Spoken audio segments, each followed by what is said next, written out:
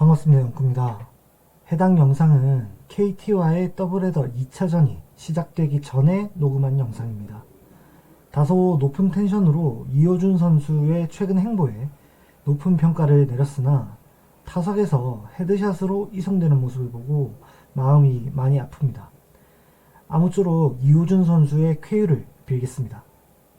2025년 5월 11일 오후 3시 12분입니다. 한창 KT 위즈와의 더블헤더 1차전이 진행되고 있는 와중이지만 저도 이제 현생이 바쁜지라 시간이 지금밖에 안 나서 녹음을 진행하게 되었습니다. 그리고 오늘은 특별하게 제가 상진님을 오프라인에서 만나서 얼굴 마주 보면서 녹음을 진행하고 있습니다. 옆에 상진님 나와 계십니다. 안녕하세요. 상진입니다. 한 달 전쯤에 처음 인사를 했던 것 같은데, 저도 영꾸님과 마찬가지로 현생 살기가 너무 바빠서 한동안 제가 해야 될 일을 하다가 다시 활동을 하게 돼서 너무 기쁩니다. 만나서 반갑습니다. 네, 많은 분들이 잊으셨을 수도 있을 것 같아요. 맞습니다. 네. 맞습니다. 자주 활동해 주시기 바라면서 네. 이제 연휴가 겹치면서 9연전을 붙여서 하게 되고 목요일 휴식기를 가지고 비가 와서 이제 금요일까지 쉬었죠. 그리고 토요일 경기를 진행한 상태에서 저희가 녹음을 하고 있습니다.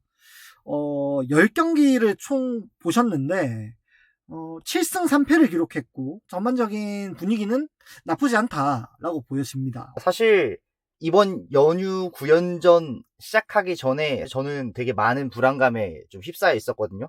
여러 가지 이유가 있었을 수 있겠지만 일단 첫 번째로 반즈 선수의 구위가 너무 좋지 않았다. 그 다음에 두 번째로 김진욱 선수가 선발 로테이션에서 이탈을 했다. 그 다음 세 번째로 저에게는 이제 어린이날에 대한 악재가 맞다. 너무 전통적인 그 악재가 있다 보니까 과연 이제 9연전과 더불어서 선수들의 그 스태미나 이슈가 또 같이 더불면서 어떻게 이걸 헤쳐나갈 수 있을 것인가라는 고민을 정말 많이 했었는데 막상 뚜껑을 까고 이제 결과를 보고 나니까 너무 잘 끝나게 돼서 정말 다행이라고 생각을 하고 있습니다. 네. 뭐 많은 분들이 이제 키움 NC전 이렇게 하위권에 있는 팀들을 만나기 때문에 많은 승수를 기대를 하셨던 분들도 있을 것 같아요.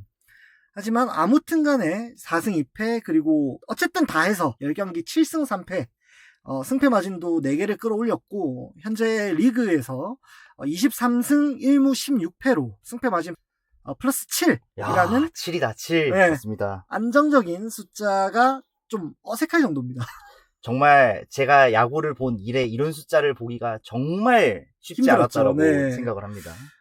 아무튼 좀 기분이 좋은 상태에서 이야기를 시작하는 것도 있고 현재 더블헤더 1차전도 4대1로 이기고 있기 때문에 아무리 안 되더라도 1승 1패는 하지 않을까. 뭐 아무튼 좋은 흐름이라서 기쁜 마음으로 녹음을 진행한다는 점 말씀을 드립니다. 그래서 다음 얘기를 좀 진행해볼까 하는데 최근 10경기 동안 7승을 하면서 좋은 분위기를 이어오고 있습니다. 가장 좀 인상적인 선수가 있었다면 어떤 선수일까요? 저는 이번 그 9연전 그리고 이제 어제 경기까지 해서 10경기를 하면서 가장 인상 깊었던 선수가 기존의 윤나고왕에서 벗어난 나머지 선수들 전체를 다 이야기를 먼저 하고 싶습니다. 사실 저희가 시즌 시작하기 전에 모든 전문가 패널들한테 올 시즌 롯데가 어떻게 시즌을 풀어 나갈 것이냐라고 하면 그냥 기승전결 윤나고왕으로 끝났거든요. 그렇게 됐기 때문에 마치 이 팀이 윤나고왕이 아니면 진짜 모든 것이 불안한 팀이다라고 생각을 했었는데 막상 뚜껑을 까고 나니까 지금 이번 9연전에서 가장 많은 활약을 했던 선수가 특히 타격으로 봤을 때 의외로 유강남 선수였습니다. 지금 제가 자료를 조사하면서 봤는데 타율로 봐도 그렇고 OPS로 봐도 그렇고 팀 내 1등이 유강남이었어요. 너무 놀랐습니다. 유강남 선수가 아마 리그 OPS도 탑3 안에 들어갈걸요? 맞습니다. 지금? 아마 제가 알기로는 우르크도 거의 지금 박동원 선수랑 더불어서 공동 1등을 왔다 갔다 하는 걸로 알고 있습니다. 또 다른 선수가 있다면요? 일단은 아까 제가 말했듯이 윤나고왕을 빼고 난 이제 나머지 선수들 중에서 가장 돋보이는 선수가 아무래도 레이에스 선수라고 할 수 있겠죠. 아무래도 레이에스 선수가 시즌 초반에 어느 정도 부침이 좀 있었던 시기가 분명히 있었고 그 다음에 이제 컨택을 하더라도 장타가 많이 생산이 되지 못하는 것에 대해서 팬들이 타격 생산성을 가지고 의문을 제기를 했었단 말이죠. 그렇죠. 그런데 이번 9연전 그리고 어제 경기를 통해서 완벽하게 대답을 해줬다라고 생각을 하고 전반적으로 타선의 완성도가 정말 많이 올라왔다라고 생각을 하게 됩니다. 네. 레이에스 선수가 이번 10경기에서 16안타를 기록을 했고 2루타가 7개, 그리고 홈런도 2개를 기록했어요. 뭐 더할 나위 없이 좋은 성적이죠. 네. 그리고 타점도 13점을 기록을 하면서 이제 용병 타자의 역할을 해주는구나 라는 생각 들고, 수비에서도 이제 지명 타자로 좀 쉬어서 그런지 수비도 되게 열심히 하더라고요. 최근에 저희가 경기를 하면서 몇 번 외야로 타구가 좀 위험하게 날아가는 순간들이 있었는데, 의외로 결정적인 순간에 레이에스 선수가 와서 슬라이딩 캐치를 한다든지, 그렇죠. 이런 좋은 모습들을 보이면서 좀 분위기를 많이 잘 진화를 해줬던 모습도 보여서 참 기분이 좋았습니다. 네, 그랬습니다. 반면에 조금 아쉬웠던 선수가 있었다면 어떤 선수가 있었을까요?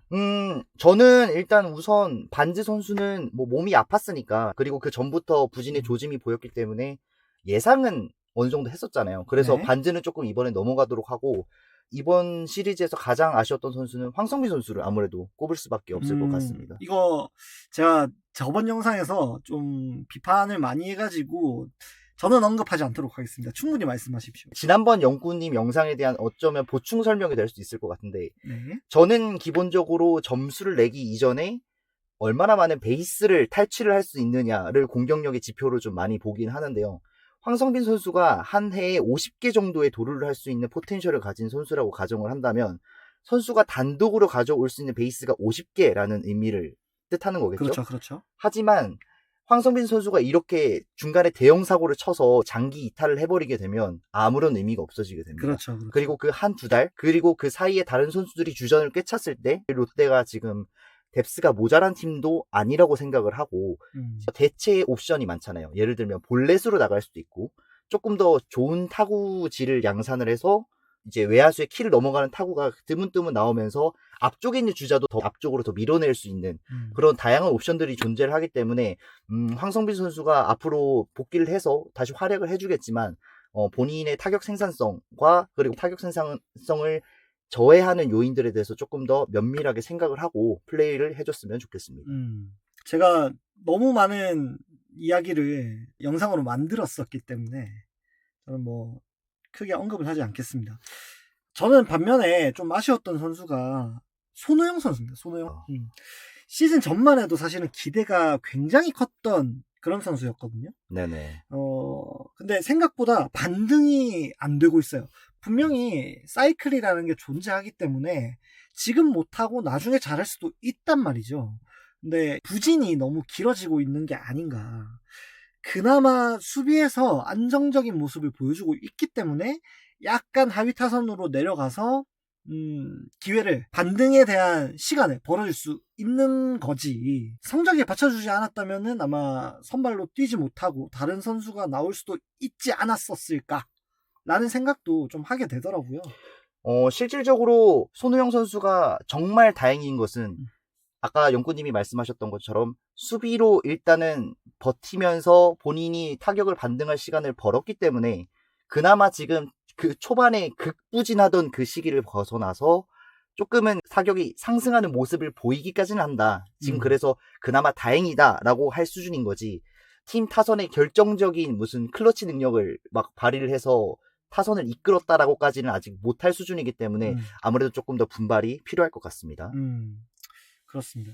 빨리 손호영 선수의 타격감이 저는 회복이 됐으면 좋겠다 라고 생각을 하고, 제가 생각했을 때 롯데의 올 타선의 그 트레이드 마크는 쉬어갈 곳이 없는 타선이라고 생각을 하거든요. 물론 진짜 S급의 성적을 낼 수 있는 타자의 숫자는 분명히 다른 팀에 비해서 적을 수는 있으나 어느 한 타선도 쉬어갈 수 없다라는 그 분위기를 지금 주도를 하고 있는 상황인데, 저는 그 분위기의 완성은 손호영 선수라고 생각을 합니다.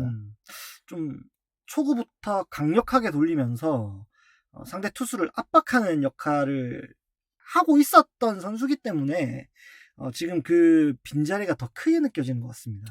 제가 여기서 한 가지 좀 질문을 드리고 싶은 게 있는데, 손호영 선수가 어쨌든 한 시즌을 이렇게 풀로 뛰면서 소화를 했던 시즌이 작년 시즌이 처음이었단 말이죠. 그렇죠. 어떻게 보면 올 시즌에 다른 구단에서 좀 손호영 선수에 대한 분석이 들어가서 이렇게 조금 부진하는 모습이 있는 걸까요? 가능성도 무시할 수는 없겠죠. 그러니까 기록을 제가 조금 더 찾아봐야 되겠지만 손호영 선수가 초구에 스윙하는 비율이 굉장히 높은데 최근에 그 스윙들이 파울이 되기보다는 헛스윙으로 나타나는 경우가 많이 늘어났습니다.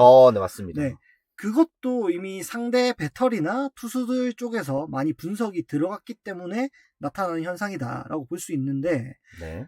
그나마 손혜영 선수가 초구 이후에는 수싸움을 어느 정도 펼쳐주면서 작년처럼 공 4개 안에 아웃 카운트를 올리게 된다거나 하는 경우가 많이 줄어들었어요.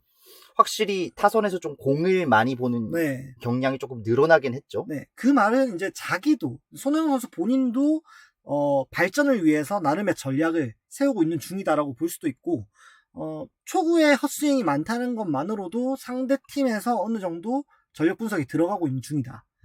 그리고 아까 24시즌에 거의 풀타임이라고 말씀을 드렸지만, 진짜 풀타임이 예정될 것 같은 시즌은 이번에가 처음이란 말이죠. 그렇죠. 네, 그래서 몸 관리라던가 체력 관리, 페이스 조절에 대한 문제에 항상 부딪히고 있는 것이 아닌가라는 생각도 뭐 어느 정도 해보게 되네요.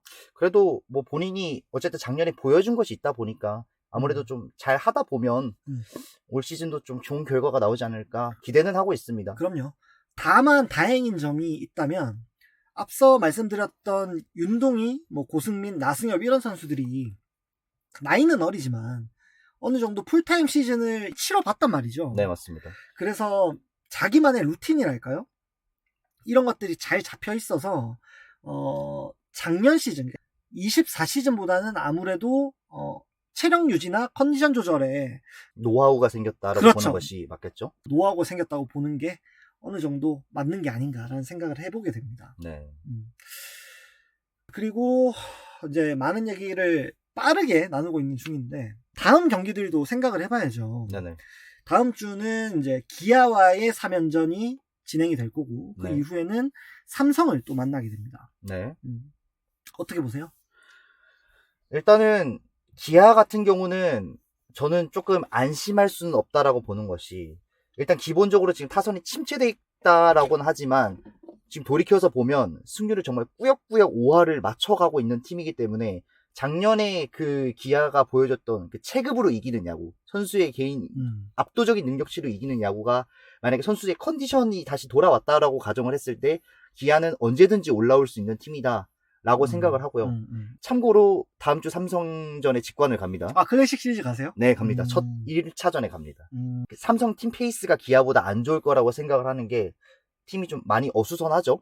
지금 7연패인가 그렇더라고요. 네, 맞습니다. 네. 물론 연패라는 것이 한번 빠지게 되면 그 선수들이 능력치가 발휘되지 못하는 경우가 있어서 삼성은 본인들의 컨디션을 끌어올리는 것도 중요하지만 일단 어수선한 분위기를 어떻게든 플루크로라도 한 경기를 이겨내야지 그 다음이 반전이 있을 거라고 생각은 하고 제가 봤을 때 근데 삼성이 당장은 좀 많이 어렵지 않을까라고 생각을 하고 있습니다. 그렇군요.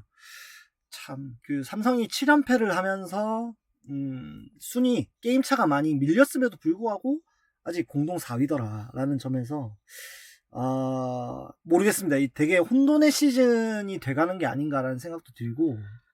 제가 여기서 한 가지 더 말씀을 드리면, 저희 9연전 이전에 승차표 나오잖아요. 1등부터 10등까지. 쭉 줄 세우면, 진짜 너무 아름다웠어요. 1등부터 한 경기 차, 0.5경기 차, 1.5경기 차, 0.5경기 차, 이런 식으로 너무 촘촘하게 짜여 있어서, 진짜 누가 상위권으로 올라가도 이상할 것이 없었고, 누가 하위권으로 내려가도 이상할 것이 없었던 그거였는데, 정말 다행히도 이번에 9연전이 끝나고 나서 그리고 어제 경기가 다 끝나고 나서 롯데가 3강 안에 들어가는 그 기적을 저희가 봤고요. 그 3등부터 4등까지 그러니까 삼성과의 경기차가 3경기 4경기 차이가 나죠. 근데 정말 놀라운 게 4등부터 9등까지 경기 차이가 엄청 촘촘하죠. 그러니까 일단 롯데가 상중하의 구분에서 일단 상위에 들어가긴 했다.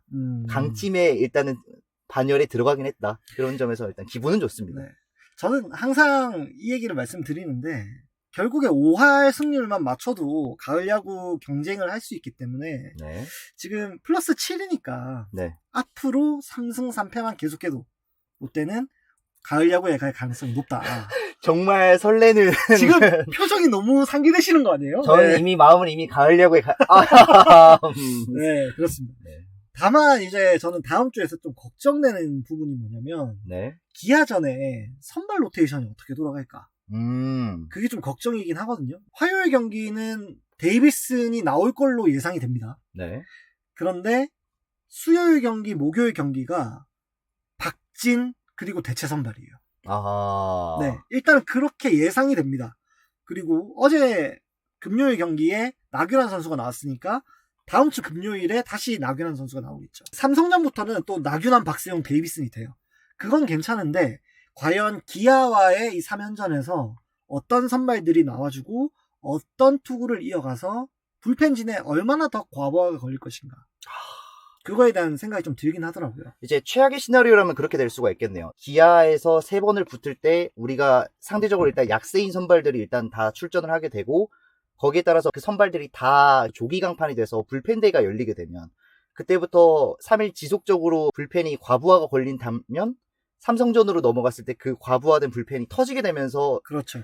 한 주를 이제 완전 망치게 되는 최악의 네. 시나리오가 될 수 있겠군요. 그래서 저는 주영광 투수 코치나 김태형 감독님이 기아전에서 투수 운영이라던가 혹은 선발 투수의 픽을 되게 신경 써서 해야 되는 그런 순간이 오지 않았나라고 생각을 합니다. 그래도 저는 김태형 감독님에게 요새는 좀 기대를 하는 게 그 윗집의 두산에 요새 신투마카세라고 또 남의 팀 얘기를 그 저희 이제 뭐 약간 비교당하고 있지 않습니까? 그렇죠. 이제 오리지널 투마카세와 이제 뉴 투마카세. 네네네. 이제 어쨌든 지금은 오리지널이 압승을 하고 있죠. 네. 최근에 9연전 그리고 어제도 사실 투마카세를 했단 말이죠. 그렇죠. 어제도 투마카세를 했는데 어쨌든 지금 튼동님이 지금 투교 실력이 장난이 아닙니다. 폼이 너무 많이 올라와 있어서 적재적소에 그래도 잘 불을 끄고 있는 방향으로 가고 있기 때문에 그래도 일단은 교체 면에서는 조금 믿어봐도 괜찮지 않을까라는 기대는 하고 있습니다. 투수 많이 써도 어쨌든 이겼잖아요. 한잔 하시죠. 한잔하면 됩니다. 네. 아이고. 아무튼 그렇습니다.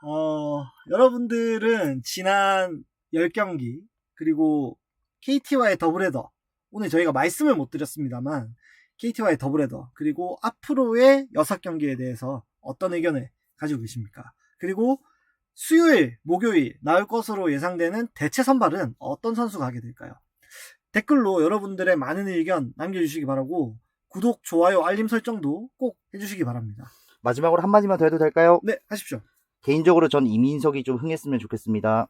뭐 선발로요? 네, 맞습니다. 저랑 생각이 다르시네. 이거는 다음에 얘기하시기로 하시고. 네, 알겠습니다. 네. 요즘에 제가 라이브를 많이 하고 업로드가 약간 불규칙적으로 바뀌면서 여러분들의 조회수가 많이 떨어졌습니다. 많은 관심 부탁드리면서 오늘 영상 마무리하도록 하겠습니다. 많은 관심 부탁드립니다. 네. 다음 영상에서 찾아뵙겠습니다. 네, 감사합니다. 감사합니다.